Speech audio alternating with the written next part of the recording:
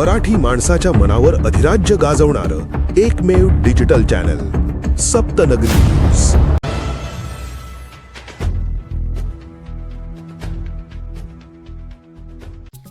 तळोदा शहरात 2 घरफोडीच्या गुन्ह्यांची उकल, स्थानिक गुन्हे अन्वेषण शाखेला यश, 3 अल्पवयीन संशयितांना ताब्यात घेण्यात आले। एलसीबी पथकाच्या कामगिरीचे कौतुक। तळोद्यातील 2 घरफोडीच्या गुन्ह्यांची उकल करण्यात स्थानिक गुन्हे शाखेला यश आले आहे।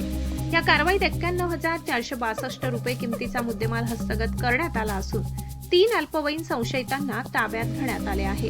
गुप्त माहितीच्या आधारे तळोदा शहरातून संशयितांना ताब्यात घेतल्यानंतर चौकशीत तळोदा हरकलाल नगरातील चोरीसह नगरपालिकेच्या परिसरातील किराणा दुकानातील चोरीचाही उलगडा झालाय। ही कारवाई पोलीस अधीक्षक अश्विनी सानप, अपर पोलीस अधीक्षक आशिष कांबळे यांच्या मार्गदर्शनाखाली स्थानिक गुन्हे शाखेचे पोलीस निरीक्षक हेमंत पाटील, पोलीस उपनिरीक्षक मुकेश पवार, महेश निकम, विकास गुंजाळ, पोलीस हवालदार दादाभाऊ वाघ, योगेंद्र सोनार, ज्ञानेश्वर पाटील, मोहन ढमढेरे, पोलीस अंमलदार निशिगंध गवडे, राहुल पांडारकर, विशाल मराठे, सचिन सैंदाणे यांच्या पथकाने केली आहे। सप्तनगरी न्यूज, आपला आवाज, आपली बातमी।